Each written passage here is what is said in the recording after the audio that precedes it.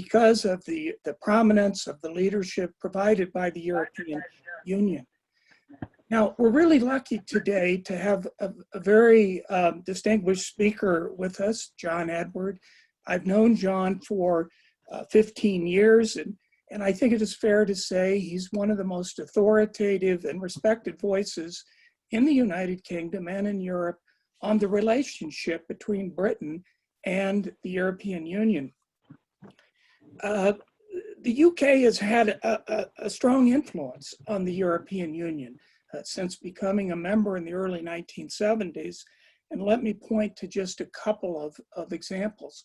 The single market, which defines how trading is done in Europe, was an idea that was conceived of by the government of former Prime Minister Margaret Thatcher in the mid-1980s, and then was implemented a few years thereafter.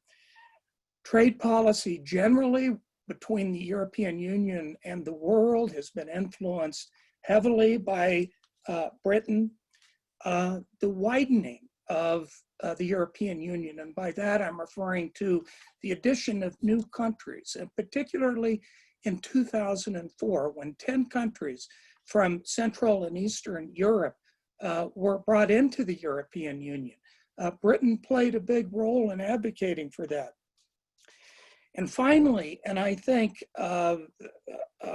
perhaps most importantly, the people from Britain who have gone to Europe, to Brussels, to Luxembourg, to Strasbourg, the three locations where the EU operates from primarily, many of the best thinkers in Britain have been part of this evolution of the European Union. And I think in particular about civil servants who have served in various capacities with the European Commission. I think of European commissioners who have been appointed by the British government. And I also think, and perhaps this is because I'm a law professor, the influence of British judges on the European Court of Justice. That has been enormous.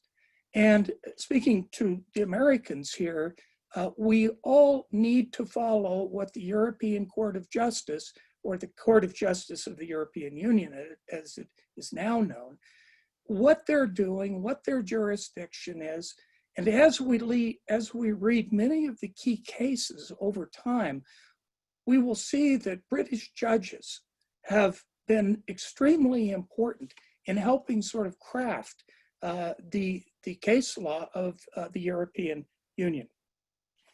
Now, but before I go on, sometimes this is confused, but the United Kingdom is made up of England, Wales, Northern Ireland, and Scotland. So these are the component parts of what we call the United Kingdom. John, who has been involved in the European Union almost since he left university, is currently the director of the Scottish Council of Independent Schools, which is located in Edinburgh, and that's where he's speaking to us today. I'm sure that he will talk more about this, but in the Brexit election, which was held in late June 2016, the four component parts of the United Kingdom, the Remain campaign to stay in, which John led in Scotland, won 62% of the vote. So 62% of the people in Scotland wanted to stay in, 38% leave. Northern Ireland voted to remain in the European Union, but their votes, Scotland and Northern Ireland's votes, were overshadowed by the votes in Wales and especially England. And it was the votes primarily in England that provided enough of the margin so that the country voted, let me see here, I think it was about 51% to 49% to leave the European Union. For 4 years now, we've waited to see what is going to happen, and John is going to talk about that today. The divorce agreement, as it is called, is being discussed right now, and I'm sure he'll be bringing us up to date on where that is. So John, I'll turn it over to you and we'll look forward to your comments. Well, thank you very much, Don and Felicia. That's quite an introduction. Thank you. And as I was saying earlier, I would turn the camera around to show you the glorious view of Edinburgh, but it's 7 o'clock at night here.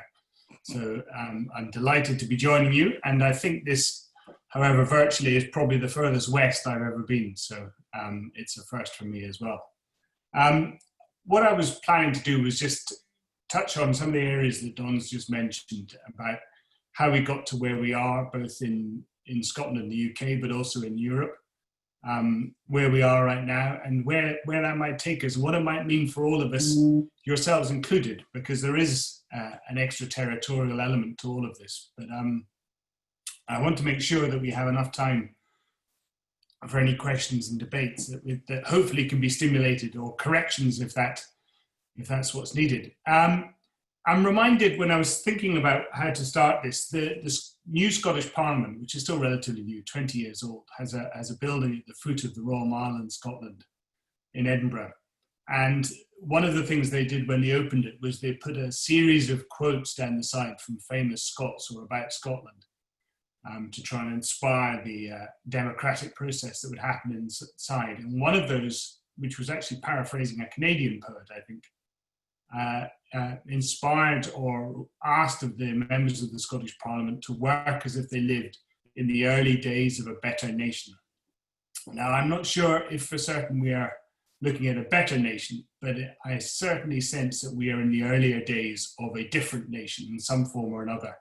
And all of that comes down to Brexit, comes down to the UK's decision to leave the EU, which not only changes the nature of the United Kingdom in terms of its external relations and changes the nature of the European Union itself, but probably, at least possibly, will change the nature of the United Kingdom internally as well. And in fact, this talk this evening couldn't come at a better moment. We have been bombarded by opinion polls in Scotland and the United Kingdom for the last week, showing that support for Scottish independence is steadily growing, up to a poll yesterday of 58% in favour of leaving the United Kingdom and becoming an independent country again. That polling showing that if you go down to the under 25s, polling at 79% to support independence. So there is at least a demographic element that suggests that there's a big, big moment coming up. And that's at the same time as we've had polls over the years about whether actually the vote that Don mentioned in 2016 to leave the European Union is one that the British are still happy with. The vote was just short of 52% to leave, 48% to remain. But there's been a lot of, because it's taken 4 years and because it's been an awkward process, there's been a lot of questioning about how strong those numbers actually are. But the reality is we're leaving in less than 3 months. I hope in doing so not to get too parochial with you about some of the issues here. It's not just about Scotland. And indeed, I won't go too much into opinion polls either, because I know the moment you're in right now, politically, opinion polls can take you to any conclusion you want to draw. So I shall steer clear of getting too magical in my forward looking. But some things I think are clear where we stand at the moment. That the withdrawal of the United Kingdom from the EU has a reckoning to come. We've been in a bit of a phony war for the last 3 years, since the 23rd of June 2016, which was not a day I enjoyed at all. We have been through a transition period, so although we formally left the Union, we are following the laws of the Union until the 31st of December. And right now, this week, the Prime Minister and the European Union are trying to thrash out a deal so that at least we leave in December with some form of trading structure thereafter. Otherwise, we will fall back onto a set of WTO rules that will make us effectively a third country. And there are all sorts of apocalyptic predictions about what that would mean for trade and services in the United Kingdom. I mentioned the poll in 2016. There is a lot of buyer's remorse, I think, about that result, because it has proved much harder than people ever expected, but I don't see any indication that that's going to be overturned anytime soon. And as Don suggested, that leaves the stark difference in the United Kingdom. When the vote was done in 2016, for some reason, the pollsters decided to colour the map of the United Kingdom blue and yellow. And blue was leave, and yellow was remain in the EU. So on top of the United Kingdom, you had a big lump of yellow, and yellow over on the in the west and Northern Ireland, and a big bulk of blue underneath in Wales and England. For those of you who know your British geography. And it was famously called the Marge Simpson of British politics, in that it was yellow on top and blue at the bottom. And that seems to be the state that we're still in politics, that there's very much a different view about where we should be going from here in Scotland than there is south of the border. Scotland, of course, this was the second historic referendum in only 2 years. On the 18th of September 2014, we had an independence referendum, which sought to make Scotland an independent nation for the first time since 1707. And on a turnout, an astronomical turnout of 84%, Scots voted 55 to 45% to stay in the United Kingdom. So in both recent historic elections, as a country, we've actually voted for the status quo. So you could say there's an element of inherent Presbyterian conservatism in there, but we can come on to that.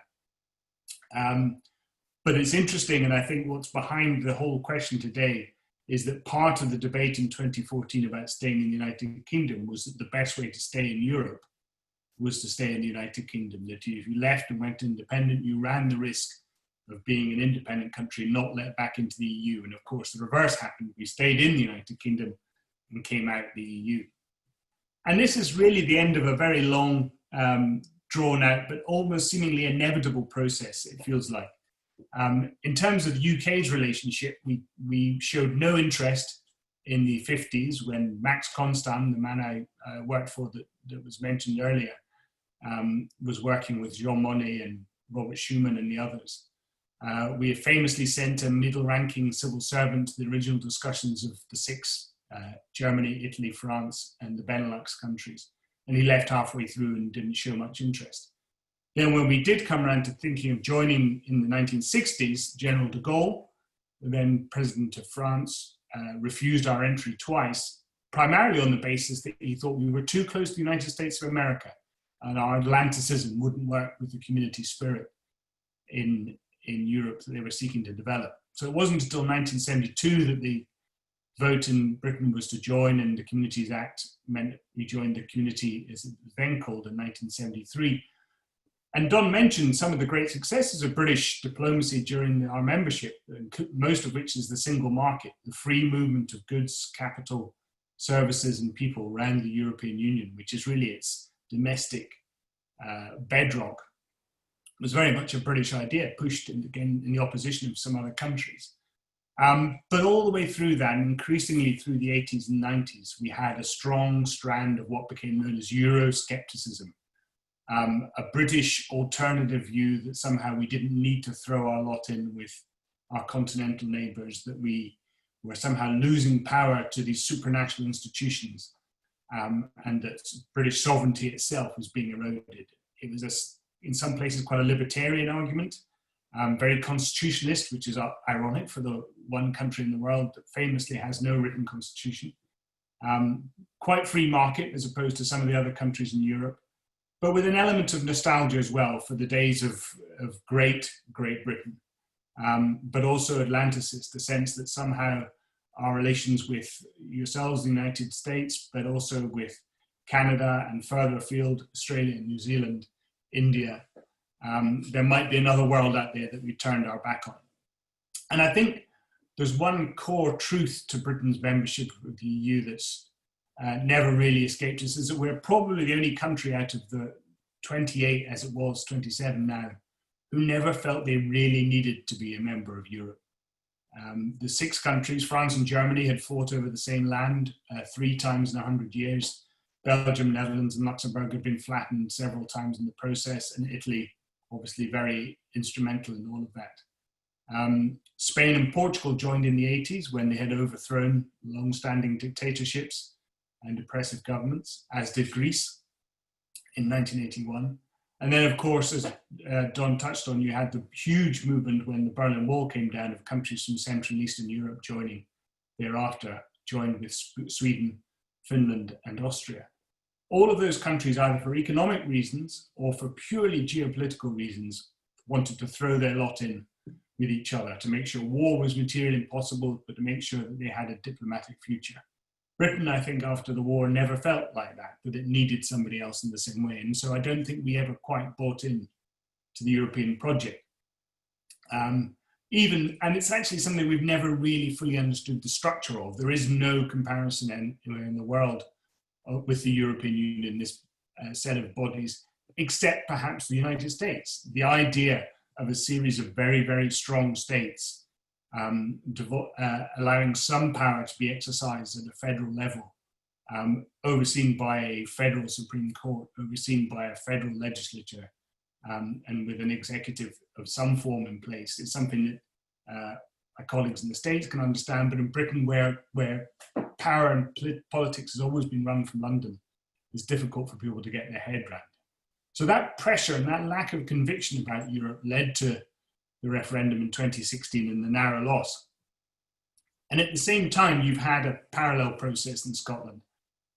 We were an entirely independent kingdom from the days of Wallace and Bruce and the entirely spurious history of Mel Gibson in the 14th century through to 1707, when under Queen Anne we became a united kingdom. But since then, we've maintained an entirely separate system of law, an entirely separate system of entirely separate church. The Queen changes faith when she crosses the border into Scotland from the Church of England to the Church of Scotland. We have an entirely separate education system. But with the growth and the expansion of the British Empire and overseas wars, Scots engineers being sent around the world, there was no real challenge about Scottish identity because we were doing so well in the bigger global picture.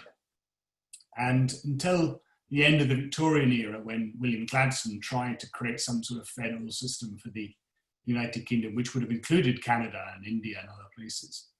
Through the 20th century with the two world wars, there wasn't really a great debate until after the Second World War, when people wanted to revisit Scotland's relationship. And famously, just prior to the Queen's coronation, some Scottish nationalists stole the Scottish coronation stone from under the throne in Westminster Abbey. And that was the beginning, really, of a public awareness of a Scottish separatist movement. The 1980s, Mrs. Thatcher, that Don mentioned, the loss of traditional industries like coal and steel making, and the expansion of Aussie oil in the North Sea led to a dissolution in Scotland with the Conservative government in London and with the UK in general. And so Tony Blair, when he became Prime Minister, promised a referendum on recreating a Scottish Parliament in 1999, which has been running for 20 odd years. But oddly, that Parliament was created, unlike Westminster, unlike the UK Parliament, to be proportionally voted, with the hope that no one party could ever dominate, as is often the case in Westminster. But in fact, what we've seen since then is the Scottish National Party, currently the government of Scotland, have for the last two parliaments, and probably again next year, had a majority despite a proportional voting system. Now, the Scottish National Party is quite strange for a national party with national in the title, in that it's left of centre, it's social democratic, it defines itself by a form of civic nationalism rather than ethnic nationalism. But it manages to be a very broad church, including the socially conservative right through to the socially very, very liberal. And they're in charge now and have been for a long time, hence the referendum in 2014 and where we are now. So today, we're at a real crossroads. You have a UK government threatening to leave the EU at the end of December with no deal if they can't get what they want. Even tonight, they're negotiating on the services, which are a huge part of the British economy, on our export base, on fishing, which is big for a small island nation like us.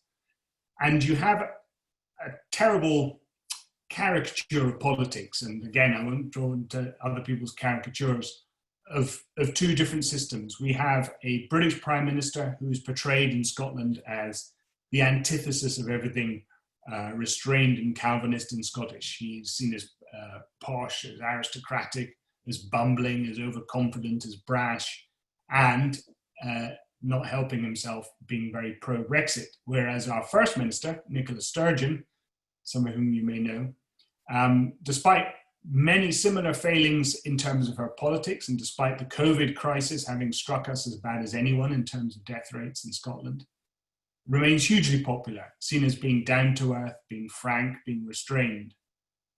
And it's an interesting comparison that I think is probably at the core of the division that's growing between Scotland and the United Kingdom now.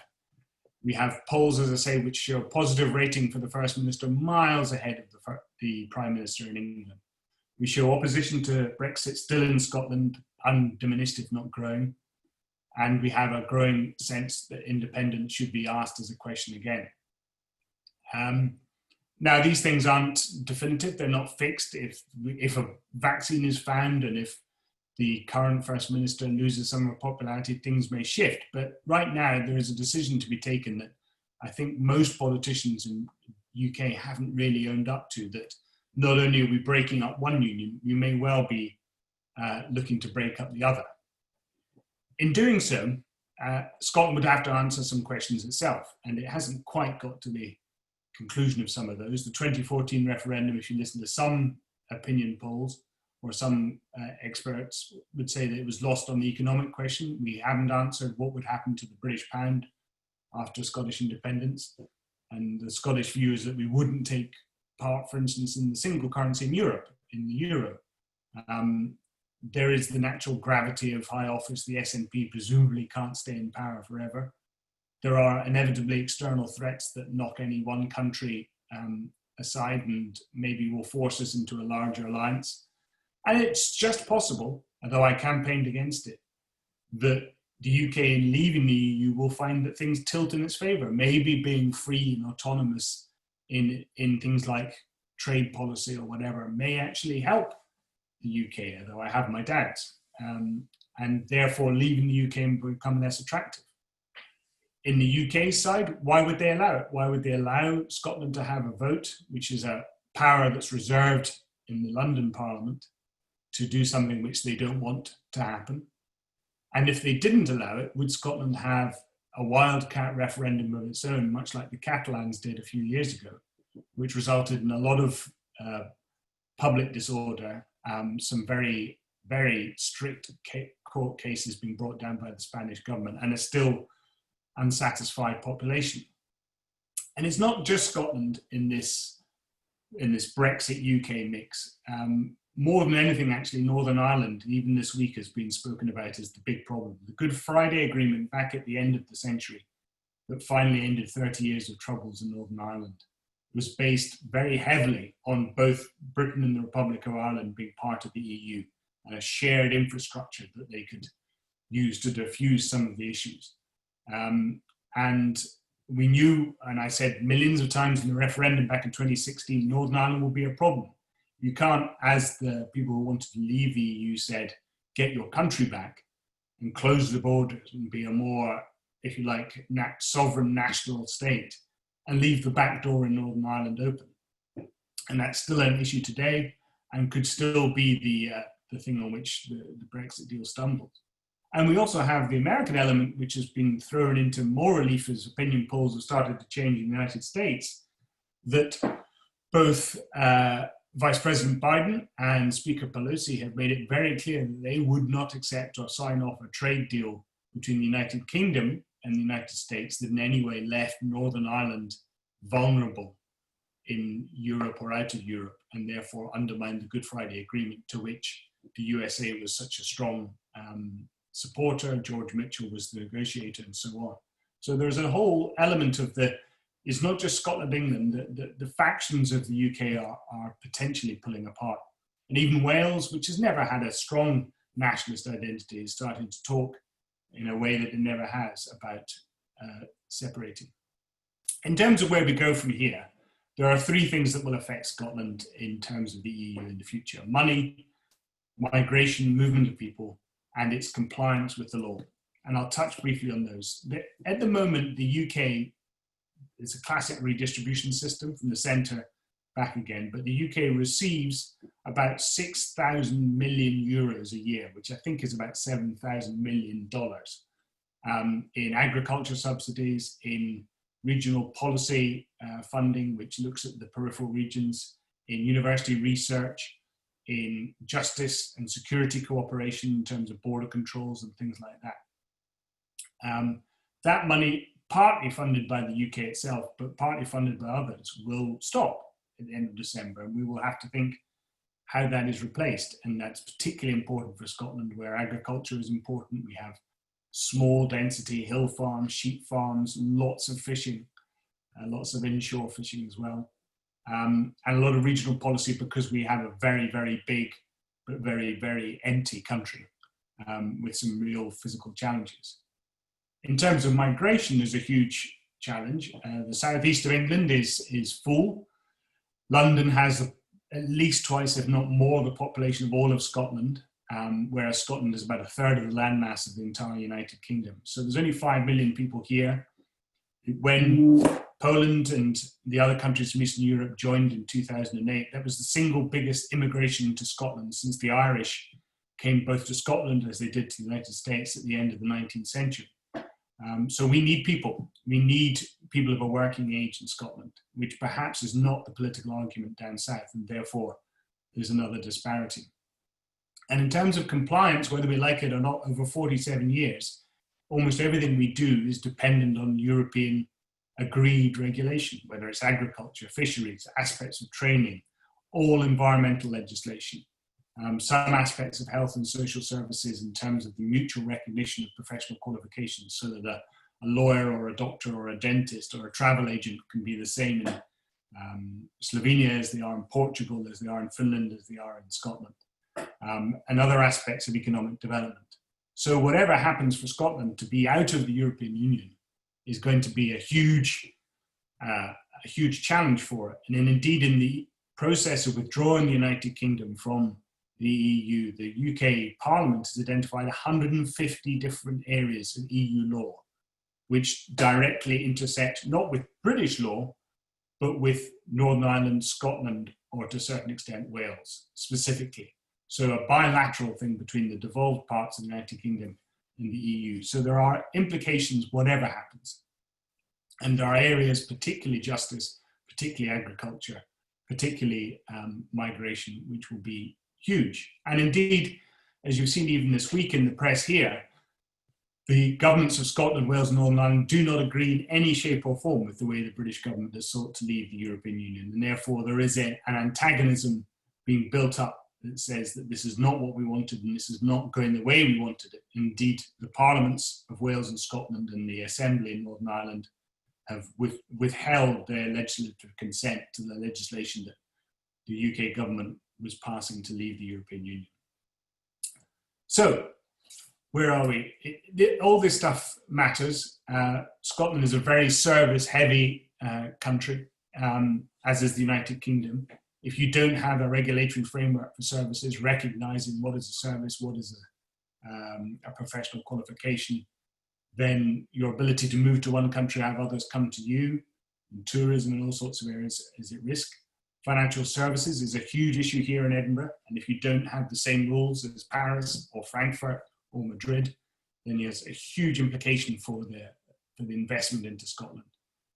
What data protection regime do we use after 31st of December? Any of you who've logged onto a European website will have been asked all about what's called GDPR, the data protection regulation in Europe, in terms of cookies and things like this. That regime will fall in less than 3 months unless the UK decides something to do with it. And that has implications for everybody from my daughter at school through to my daily work. 80% of the fish that we catch in Scotland is exported. More than 60% of other seafood is imported. What do we do if we don't have a border agreement? So there's all sorts of things that will cause problems for Scotland. And as if the UK's negotiating problems weren't big enough before COVID, they've effectively been partially on hold while one or other negotiator has been isolating, or indeed in the case of Boris Johnson, actually ill from the disease. And people forget also that the EU is still a series of sovereign countries. So we've had lots of different elections, regional and national, throughout Europe this year, particularly in France, particularly in Spain. So the negotiating position shifts slightly each time one of the member governments changes. And whatever deal is agreed will go almost straight through next year into the German federal elections, when Chancellor Merkel will finally go, plus Dutch elections, I think elections in Portugal, but also elections here in Scotland and Wales. So there's an ever-shifting picture that negotiators have to sort of pin down. Touching briefly on the European side, where that might leave us, it's easy for people to underestimate the solidarity that the European community, the European Union has created. By throwing their lot in with their fellows, and in some cases their historic foes, the member states see absolutely no reason to give preferential conditions to a country that has chosen not to be part of that has chosen not to sign up financially and economically, but also socially, to that level of solidarity. Every country has its red lines negotiations, whether it's maritime, whether it's manufacturing, whether it's agriculture, but they all agree on the principle of the free movement of goods, services, people and capital across Europe, which Britain is pulling out of. And Britain did have some allies. We weren't always the awkward customer. The original six, historic six, are very bound together, but a lot of the new countries from Central and Eastern Europe, like Poland, were supportive of a slightly more skeptical British view, as with the Swedes.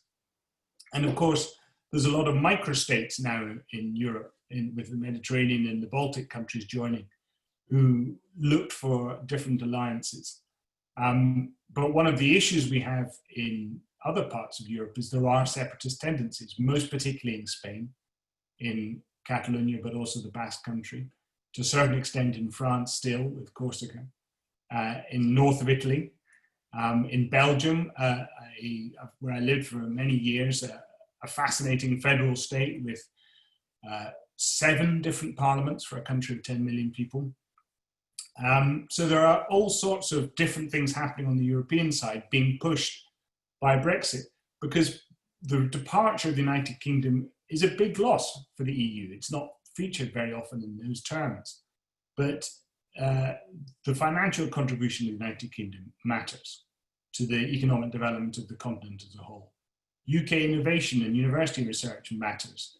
The power of the City of London globally matters. The power of British universities, not least Oxford and Cambridge, but others as well. And talking to you tonight, the Atlantic link matters. What de Gaulle didn't like about Britain has been extremely useful for Europe more recently in having a standard interlocutor with not only the United States, but also with the countries of the Commonwealth, Canada, South Africa, Australia, New Zealand, India, and so on and so forth. Britain is the biggest military power on the European continent. It is a member of the Security Council of the UN. It is a member of NATO. It is one of the biggest humanitarian aid contributors. So it is a loss to a diplomatic and internal market. But it's a problem. We're in a difficult time. I think British policymakers, and we warned them of this in 2016, never understood the scale and the breadth of the enterprise they were seeking to undertake. Just as you could argue that in 2014, some of those who framed the independence referendum didn't quite sell enough their understanding of just how big an issue it was that they were proposing. I think we have underestimated our European partners in all of this, who have been lockstep behind their negotiating team. It's talked constantly in British terms, a bit like your president, the art of a deal. This is a deal, this must be done, it's like a bargain. It's not really a bargain at all, or a deal. We are withdrawing from a partnership, and there are terms and conditions we have to meet when we leave that partnership. And I think we perhaps have been less aware of that than our colleagues. But equally, on the inside, we haven't been aware of how Britain has changed since we joined Europe in the 70s. In that time, power has shifted out of London to Edinburgh, to Cardiff, to Belfast, but also to London Assembly itself. There is a mayor of London, a mayor of Manchester, Liverpool, Birmingham, and power has moved out, and trying to recreate the United Kingdom to a model that was 40 years old so far isn't really working. So getting it all done on time was hard at the best of times before COVID struck. And of course, it's not a priority for everybody simply because of COVID. The European leaders would rather not be negotiating the issue right now because they've got bigger things to deal with. Should things happen the way that the polls are suggesting today, and Scotland decides after the Scottish election next year that it needs to have a second referendum on independence, on the basis that the result of the first one is effectively no longer valid because of our decision to withdraw from the EU, there will be a lot of sympathy, I suspect, in the other parts of Europe for a small, progressive, socially democratic, relatively rich, but relatively straightforward country like Scotland. It's easy to forget that Scotland at 5.5 million people is actually bigger than 10 of the member states of the European Union at the moment. The 3 Baltic states, Estonia, Latvia, and Lithuania, Cyprus, Malta, Luxembourg, Slovenia, Slovakia, Croatia, I think, and indeed Ireland. So we wouldn't be an insubstantial force there. And the assumption is that we would be a more positive force than perhaps the United Kingdom has been in the last 10 or 15 years, where we've been constantly the ones putting our hands up first and objecting to what we saw was the creeping growth of the European Union's powers. Scotland, I think, is probably slightly more consensual based because we do have this proportionally elected parliament now. So we understand that one party tends not to run things. So the idea of seeking consensus across member states, as well as across parties, is something we're perhaps more used to, rather than the winner-takes-all kind of attitude that the voting system in London tends to encourage. Indeed, I'm reminded the president of Germany, Mr. Steinmeier, said recently that the EU is based on the revolutionary idea that your opponent might just have a point. And that's something that I think it's easy for us to forget in a political system where one more vote than everybody else gives you the whole shooting match. So Scotland will not be particularly keen to be a big boy with sharp elbows in the organisation.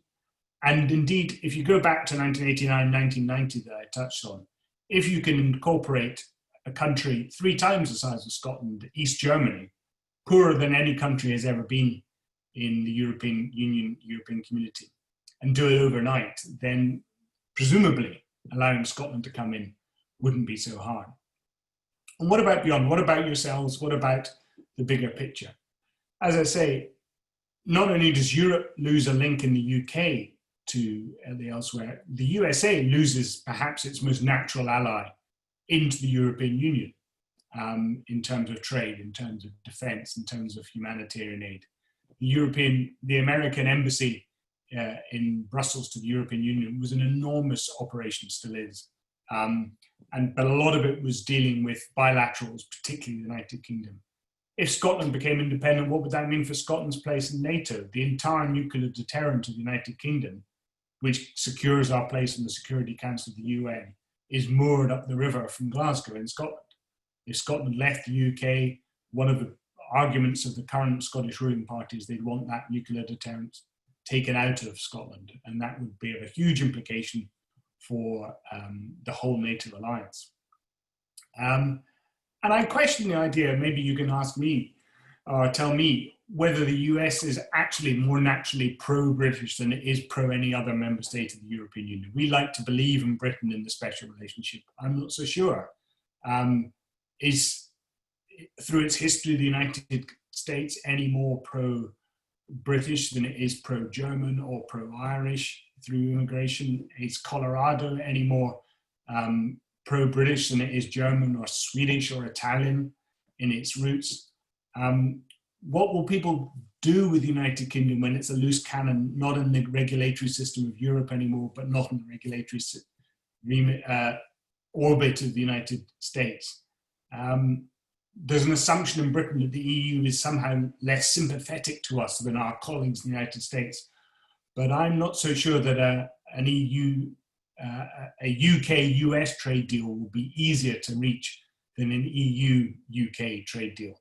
Indeed, you may be surprised to learn that food standards in the United States have been all the talk of the British press in the last couple of weeks in terms of genetically modified crops, in terms of GM crop-fed beef, and in terms of chlorinated chicken. A topic no one ever predicted would be top of the headlines, but is a big issue in terms of food standards now, in terms of what deal we might come up with. And indeed, in the big issues that all of us have to deal with in terms of climate change, in terms of artificial intelligence or whatever, and global pandemics, who's taking the lead? Is it Europe? Is it the United Kingdom? Is it the United States? Where does the new United Kingdom fit into that? And if it were independent, where would Scotland fit into that? So to answer my own question at the beginning, what does all this mean? I think there's a very good chance that if the United Kingdom has not in some way reformed itself into a federal state, then within 5 to 10 years, then Scotland will be independent. But don't rule out new thinking in 2024 when the next British election happens, if it doesn't happen before, both about relationship with Scotland and in terms of our relationship with the European Union, in terms of possible, not rejoining, but renegotiating our position.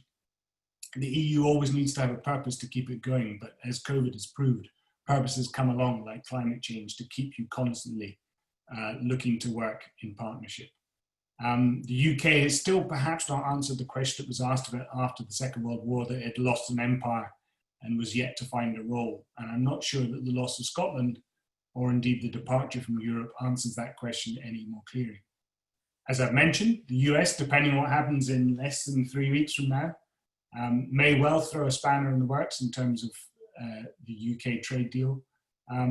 But it's, whatever happens on the 3rd of November, that will have a huge impact on European politics, as it always does.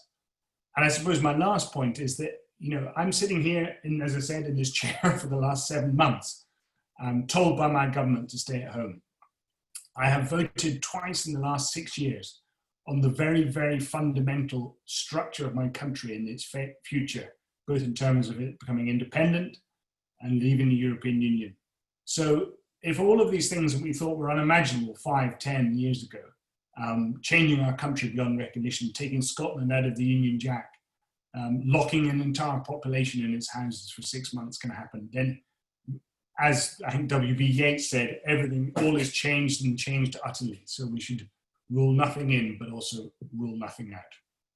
On that point, I'd like to stop, and I'd much rather hear whatever questions or thoughts you might have.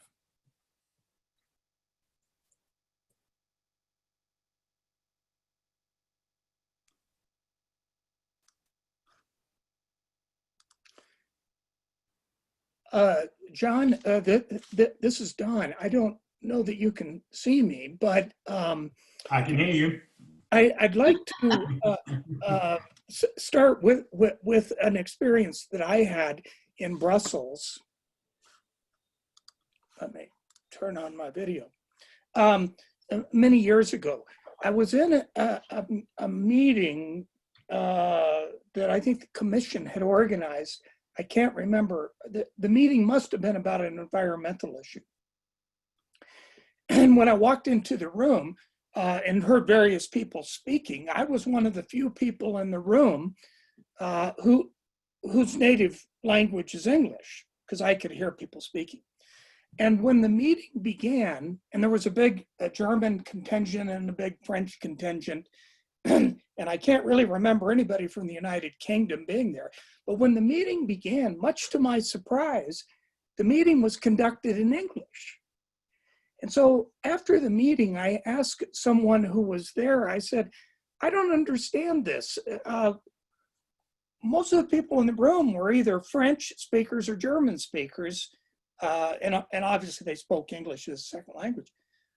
Why did they conduct this meeting in English? And I was told, and this may just be an anecdote, but this person told me that the Germans didn't want to conduct meetings in French, and the French didn't want to conduct meetings in German. But they both agreed that they're willing to conduct meetings in English because they thought the British would not try to take advantage of their language skills to put the other in sort of an inferior position. And I've always remembered that. But I want to come back to the 2016 June 23rd election. The Prime Minister then was Conservative, David Cameron. Subsequent to the election, which he favored Remain, he resigned just a day or two later. And in a few weeks, Theresa May, a conservative, became prime minister. Then Theresa May departed last year, or was it this year? I guess last year. And Boris Johnson, yet another conservative prime minister, takes the helm. So the Conservative Party, what is one to make of a government that cannot push through this this Brexit agreement that they promised the people in June of 2016, or not David Cameron, but some members of the party promised that this was going to be easy and it was going to save Britain a lot of money. Who is the Conservative Party? Well, I mean, the trouble is, if you go back to 2016, is what they promised was almost undeliverable. They promised that everyone was going to be better off, the NHS would be better funded, that I think our trade minister at the time said that the trade deals we would strike after leaving would be the quickest in global history. None of that has been true, and it was demonstrably untrue at the time. But in the referendum, hearts won over heads in this case.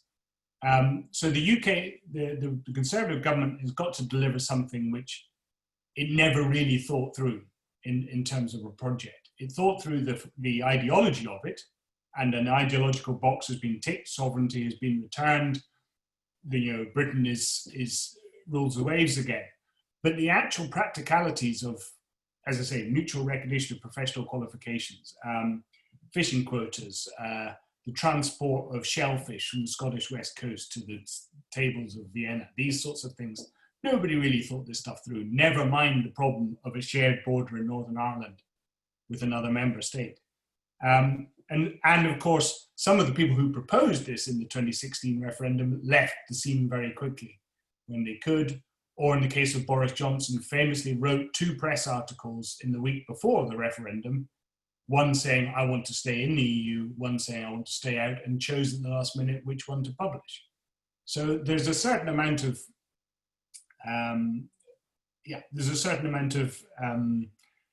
adventurousness going on. There are some people, I believe, in the Conservative right who really genuinely believe that Britain has somehow been made subjugate to the EU. And it's some of the argument you hear occasionally in the States about the UN as well, that somehow there is a bigger agenda that is at play here. But the reality was always something slightly different. So the trouble is that the UK government is now in the situation of trying to implement something that they know is hard, but they can't admit it because they said it was easy at the beginning. And the truth is, the ideology doesn't really matter anymore because you've left. So again, the detail is neither here nor there, but we always knew it was going to be problematic, and we always knew that there should be more opposition. The big thing that happened during the process is that in a historic problem, the major opposition of the UK Parliament, the Labour Party, had, and I'm not being overly party political here, possibly the worst opposition leader it could possibly have had. Indeed, a man who probably didn't agree with staying in the European Union himself, but never had the guts to say so. So that there was no holding the government to account in its many, many failures to negotiate a deal, which they told us back in 2016 would take no time at all. So it's really a failure of the UK parliamentary system more than anything else to hold people to account for what they've done. And the most obvious example of that is there was a last opportunity to delay the process this year, because until at the end of June, there was a last chance to extend the transition period we're currently in beyond December. And it would have struck, I think, most people that a global pandemic was a good reason to put things on pause for a couple of months. But because the ideology is more important than the practicalities, we spurned the opportunity to use the transition period. And here we are with half the negotiators sick in bed, trying to negotiate a departure.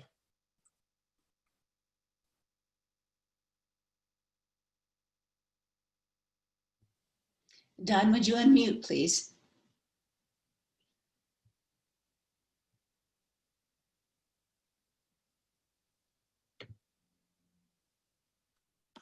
Oh, there we go. Sorry, I muted myself, and in doing so, I couldn't unmute myself. John, a second question before we open it up to the floor is something I've always been curious about. The Scottish people's, I guess, relationship with Europe more broadly. What is it about being Scottish that has led many people in your country to believe that staying in the European Union would be better for Scotland, whereas in England, just south of the border, the majority of people there voted to leave? Is there something historical that is sort of between Scotland and the continent that is driving this sort of Scottish? There is a bit, and actually it touches a bit on that. I see the first question from Kelly there. Scotland likes to define itself as a progressive centre-left country. As I hinted, I don't think that's quite true. I think it's quite small c conservative. We are the country that gave the world John Knox and extreme Calvinism, so we have a hard edge to ourselves as well. But to a greater or lesser extent, a lot of how we define ourselves internationally is slightly defined by not being Britain or England. The Union Jack, Battle of Britain, D-Day, it's all great, we miss those times, type spirit just doesn't buy us. So the arguments that were being made about the membership of the European Union, that it was robbing us of sovereignty and it was taking our money and so on and so forth, just didn't wash in Scotland, because we were already sharing our resources across the United Kingdom. Redistribution was happening anyway. It happened one way before oil and the other way after oil. But also on the broader issue, the idea that power wasn't resident in one single capital was an easy thing for us to grasp and reinforced when the Scottish Parliament was recreated. So the idea that you would negotiate with your nearest partners and trading neighbours over any issue just seems to be logical, whereas there is still to a certain extent, a British sense of exceptionalism that we ought to be bigger and better than that, and not have to worry about these sorts of things. And there is a slightly nasty side, it's a very small side, I'll admit, that says we beat these people in 1945, we shouldn't have to do deals with them. But that's another question. I mean, it goes into the other part of Kelly's question, that Scotland isn't entirely pro-European. I mean, 63, and I will have at least you won in Scotland on my gravestone when I die. I'm proud that we did. But 1 million people in Scotland voted to leave the European Union, which still amazes me. So for the SNP, which is an incredibly broad party, to say that this is the settled will of the Scottish people is open to question, actually. And if you did have a Scottish independence referendum, I would expect the No campaign to be run primarily on the look what she's going to make you do now. We're going to go back to fishing quotas and back to decisions made by foreign people in Luxembourg or wherever. So there's a challenge there. And there's a strong strand, again, going back to the other question, within the SNP of why would you leave a partnership, however abusive, with one larger neighbour to then surrender those powers again to another set of neighbours? And there is a nationalistic side to the argument that works just as well in Edinburgh as it does in London. Great, thanks so much. John, I am going to open the floor, as Don said, to the questions. And we do have a question from Juan who would actually like to ask himself. And so please go ahead, Juan. Okay, well, can you hear me? Yes, we can hear you. Perfect. So, thank you, by the way. It's super enlightening, the information that you gave us. Really appreciate it. The question I have was, how do you see the future of Northern Ireland? I know that's not Scotland, but how do you see them going if they do leave the UK? And would that possibly bring the Troubles back in? It's a very tough question, but are we going to see that possibly? I think the role of Northern Ireland in the whole Brexit process has probably been the most shamefully overlooked, because it's the only one that's not just about money.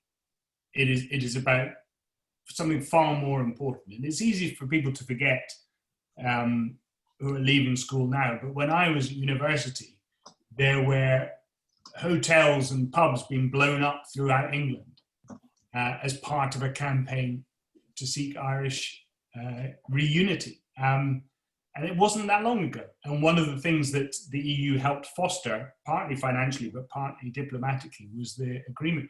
So by leaving that framework, you are inevitably making things more vulnerable. And in my day job, I speak to the police about the danger of people being lured into radical actions. The single biggest threat in Scotland, as perceived by the Scottish police, is not any other form of fundamentalism. It is a variety of extreme right nationalism combined with Northern Ireland sectarianism.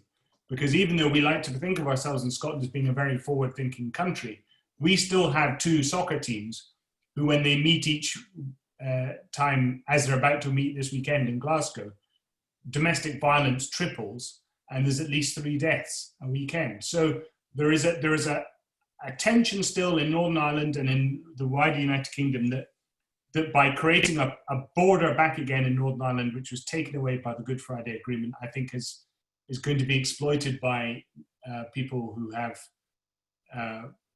other ends in their minds. There's a different question as to whether democratically Northern Ireland might move towards the Republic. I think certainly demographically that might be happening, as indeed in Scotland, the youth are primarily supportive of independence. The biggest growing part of the community in Northern Ireland is the, for want of a better word, Catholic/Republican community. So you may find pressure growing there for a reunification referendum. And of course, if the UK doesn't do well outside of the EU, then simply rejoining the EU by rejoining Ireland is an option. Of course, if it goes the other way, and the UK seems to do quite well compared to Ireland, that might push things the other direction. So, but I do think Northern Ireland was the bit that everybody conveniently forgot in the entire Brexit discussion. And I think actually it's been places like the United States that have reminded us of our commitment on that front. Thank you, John. We have a question from Naomi. Naomi, if you would unmute, please. Hi, thank you so much. So my question is, in your opinion, which scenario would leave Scotland more economically vulnerable, remaining in the United Kingdom after it separates from the EU, or being independent from the United Kingdom entirely? That's a good question. It depends who you speak to. The supporters of Scottish independence will say undoubtedly the former, that we are being held back at the moment, that Scottish oil revenue is not being used in Scotland where it would naturally belong, and they always point to Norway as an example of that, and other things like this. But equally, there are people who say that the argument against Brexit was, why would Britain cut its ties with its biggest trading group, namely the European Union? The same argument we apply to Scotland. Why would Scotland leave the United Kingdom and cut its ties with its biggest trading partner, namely England? And if you complain about borders in Northern Ireland through Brexit, you have to ask about borders in Scotland through independence. So I think because it would be a bigger division, I think independence from the United Kingdom would have the biggest impact. I have no doubt, I think like most right-thinking people, that Scotland as a sovereign country would survive, because countries do. As I said, East Germany managed all right when it came out of the German Democratic Republic and into Germany, when the Czech Republic and Slovakia split, and so on and so forth. You know, we are a modern, prosperous North Atlantic country. There's absolutely no reason why we wouldn't manage. And indeed, if we were in the European Union, there'd be a certain element of structural funding from the centre that would help us. But I think it would be a far bigger split to leave the United Kingdom than it will be for the United Kingdom to leave the European Union.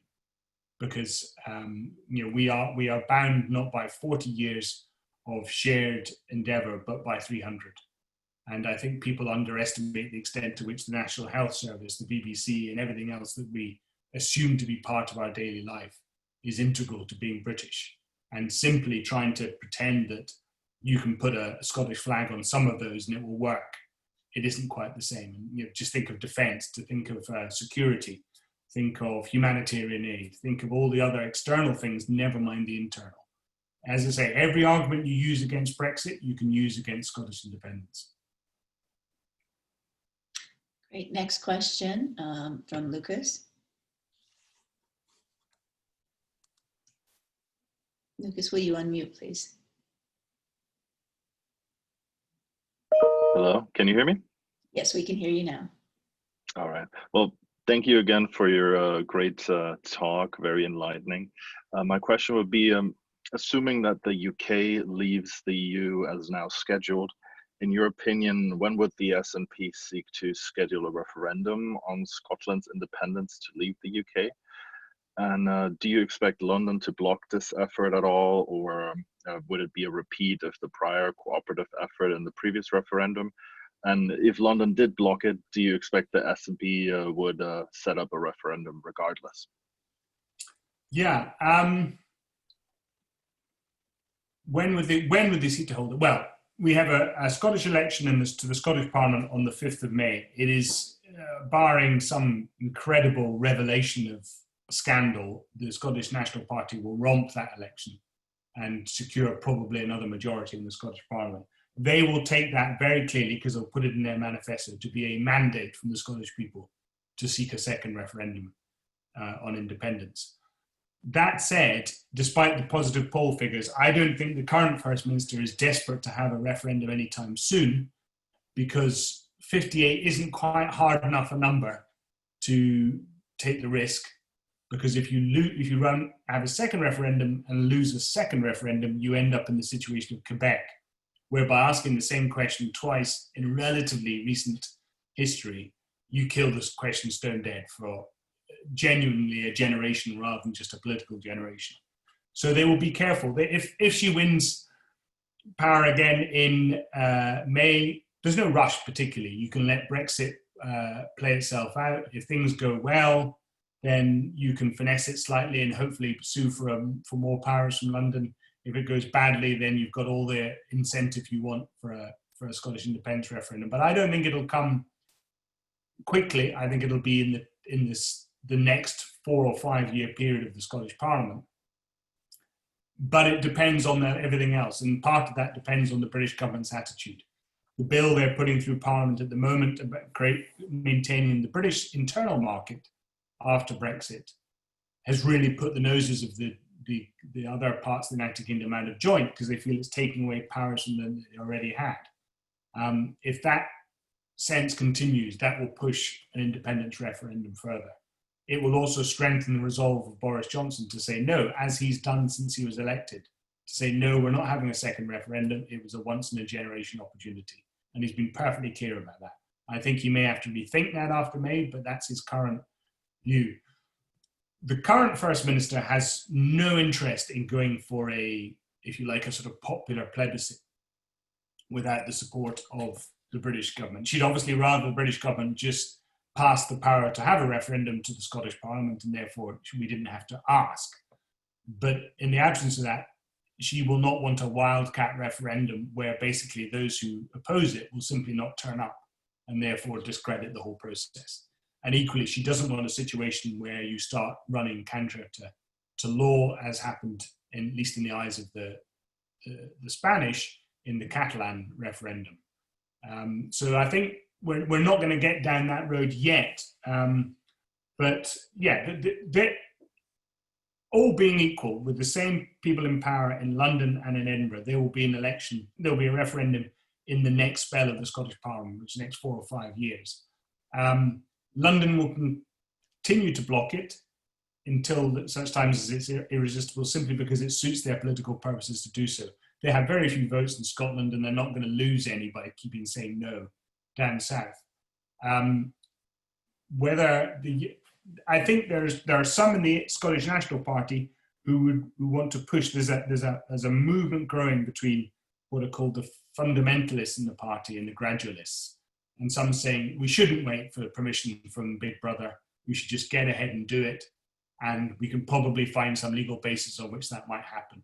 I'm not convinced that that's where the Parliament or the First Minister want to go, but that may be something that grows in the next Parliament. There may be more and more voices pushing for that kind of thing. And indeed, that may force our First Minister to think that she's time for her to go. But it won't be in the next couple of years. I think there's no rush on behalf of the Scottish Government, and there's everything to lose if you go too soon. Great, thanks, John. We have a question from Mike. Mike, I'm going to ask you to unmute, but just before you do, ladies and gentlemen, please do feel free to ask a few more questions. Our speaker has agreed to stay with us for about 15 more minutes, and then we'll do closing comments. So if you have any questions, please feel free to ask. Mike? Thank you very much. Yeah, and thanks so much for all this great perspective here, John. I wanted to ask, I was thinking about your question about the sort of special relationship. I do think that broadly the US tends to favor the UK. I don't know that the average American could point to anything in recent memory, like maybe the sort of Margaret Thatcher, Ronald Reagan friendship, that they just don't feel the connection with other European powers. But sort of thinking about cultural connection, cultural division, you've spoken to this a little bit, but I'm just kind of curious, is there a sense of sort of being treated less than the English or viewed, even the Big Brother comment? I mean, is a sense of sort of, I don't know, I hate to use the term cultural oppression, but is there a sense is part of that a feeling around this? A quick anecdote. I met what feels like 100 years ago with a number of international students, 6 of whom were English. And the question came up, what would be more felt, Northern Ireland reunifying with the Republic or Scotland moving to independence? And all 6 of these English foreign exchange students agreed that they probably wouldn't notice Northern Ireland, but that Scotland would be tougher because that's where they like to go on holiday. And so I'm just kind of, I don't know, I wonder if you could speak to it from your own perspective or anything you might share. Is that feeding into this? Is that gasoline on this fire? It's certainly being, it's very interesting. It's being fed into it by some people, certainly. There is a movement, just as in your own election right now, there's a sort of movement by some to discredit the media in any shape or form, or discredit anything that one party or another says. There is this growing movement here to discredit, for instance, the BBC in Scotland, that it is the British Broadcasting Corporation, therefore it doesn't have Scottish interests at heart.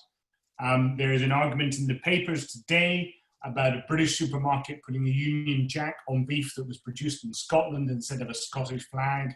So you are getting into these kind of cultural arguments, some of which are purely manufactured to give a sense of grievance, some of which are genuine, however petty.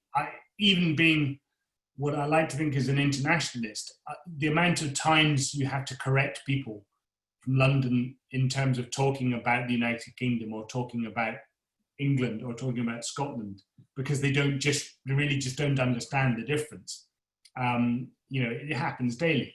I'm not at all surprised about the answer, because most people in the island of Great Britain, comprising Scotland, England and Wales, probably have never been to Northern Ireland, have no idea that there are steel walls up across the streets in some cases still. So there's, whereas Scotland, the Edinburgh Festival, when we're allowed to have it without pandemics, all sorts of things like this, people feel more connection.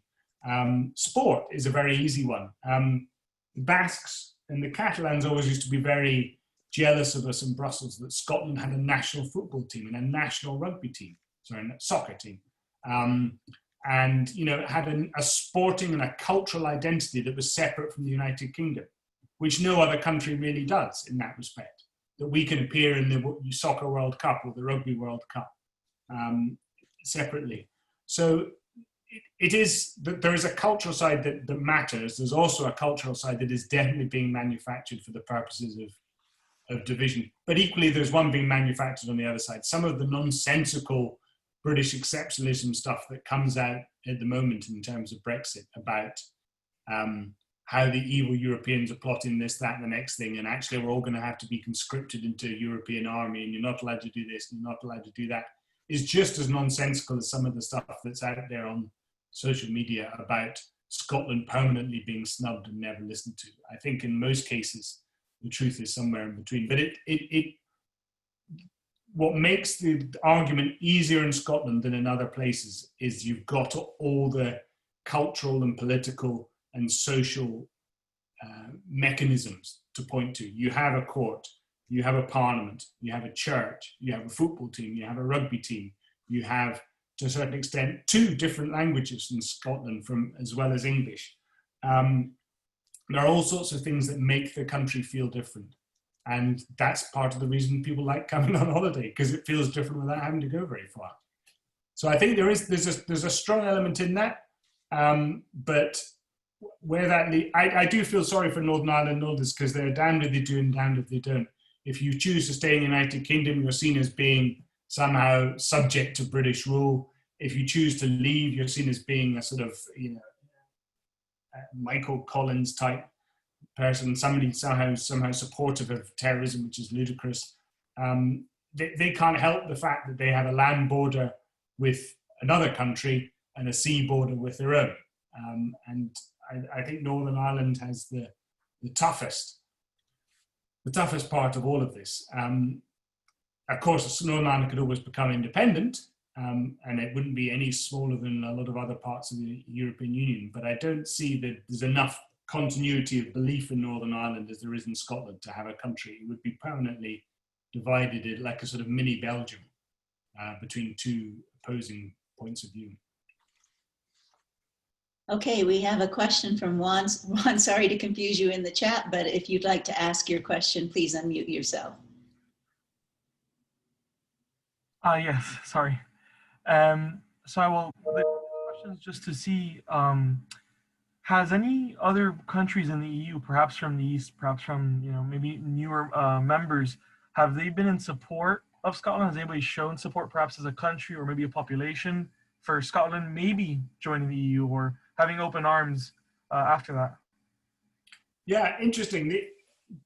Traditionally, other member states and indeed the European Union institutions themselves, the Commission and the Council, never commented on what they saw as being the internal domestic issues of another member state. So until such times as Scotland was independent, they wouldn't say anything at all because that was somebody else's issue.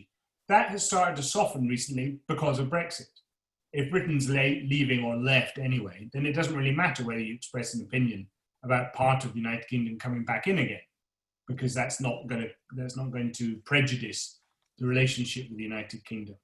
And you have some politicians in Germany, even on the centre right, and elsewhere, certainly in the Nordic countries, in the Baltic countries, saying it would be nice to have Scotland back in as part of a kind of Nordic community. The assumption has always been that it would be countries like Spain that will veto, that Spain would not want to do anything that would somehow stimulate the separatist agenda in its own countries. But that puts the cart before the horse in some kind of mixed metaphor, because if Scotland has become independent and then seeks membership of the EU, then it's not an internal matter anymore. It's a separate independent country. So yes, there is general sympathy because the Scots genuinely managed to get across the image that they are more pro-European and more communitaire, more supportive of the basic principles of free movement of the Union than London has traditionally been. London's always been the awkward squad from Margaret Thatcher onwards. And indeed, we've sent some politicians to the European Parliament who've been downright offensive to everybody else. So there's a sense that I think there's a nostalgic support for Scotland there. And I think actually in more member states, you are starting to see junior ministers saying that, well, they wouldn't be undisposed towards the idea. But the institutions of the European Union, for instance, have said, well, we'll discuss that if it ever happens, just like we'll discuss Albania or Montenegro or Northern Macedonia or Kosovo or whatever else it might be. And the other member states will never take an official view until it gets to it. But I really don't think it would be problematic at all. I think it would be a very, very quick process if it came to it. There are issues, we need a central bank, We need all sorts of issues to do with financial receipts. But in terms of membership, I can't see major roadblocks in the way, least of all from the rest of the United Kingdom.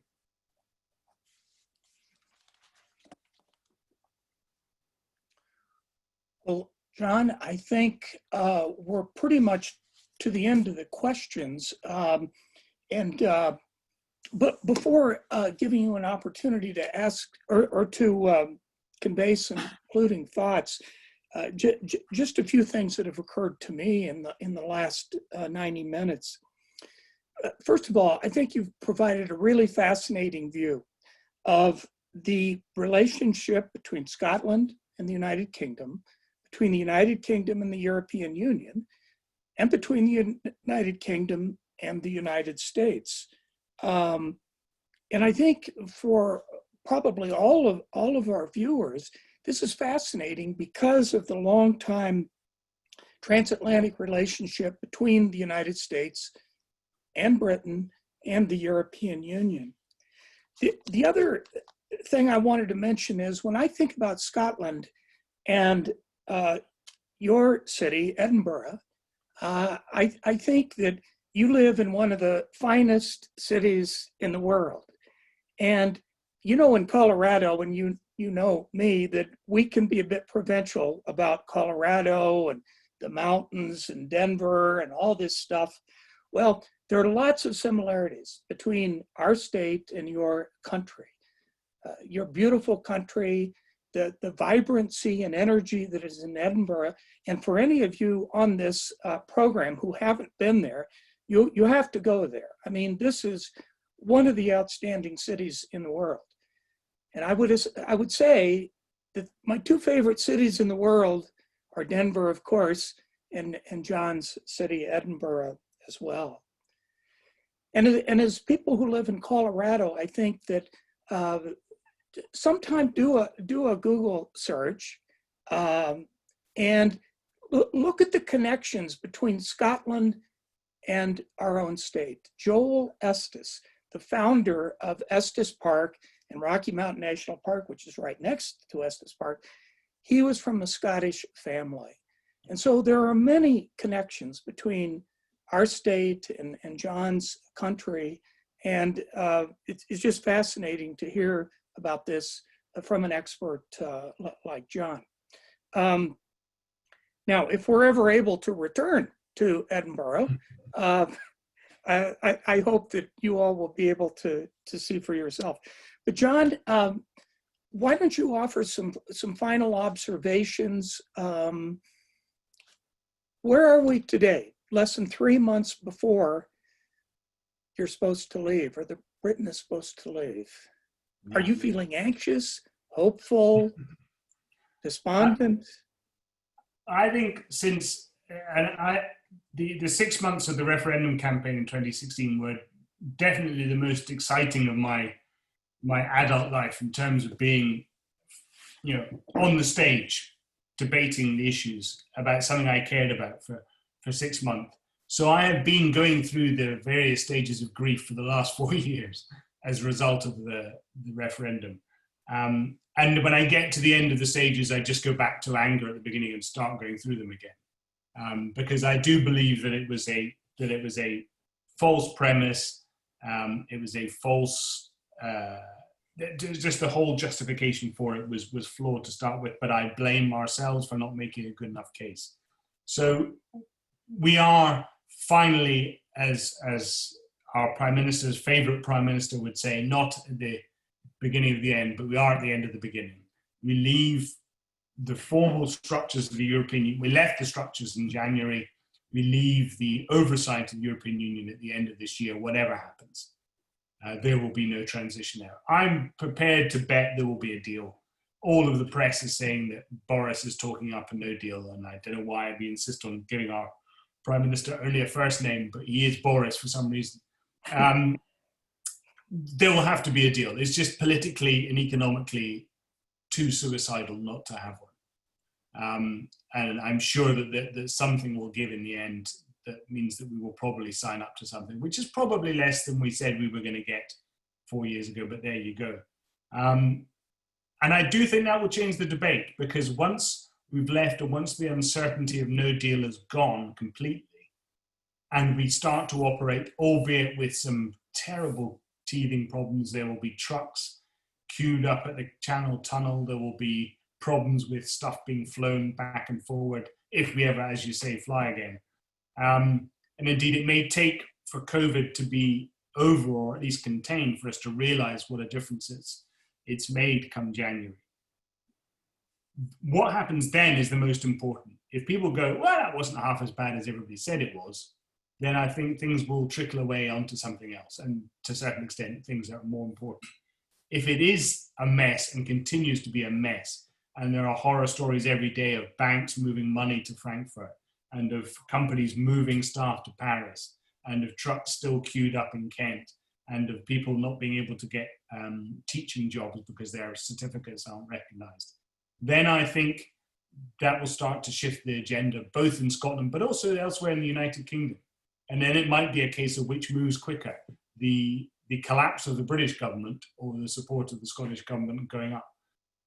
So I think we will leave, there will be a deal, however scant, and there will be a referendum of some kind in 5 years. But as one of your participants pointed out, I think it's just as likely we'll have an Irish referendum within 5 years as another Scottish one.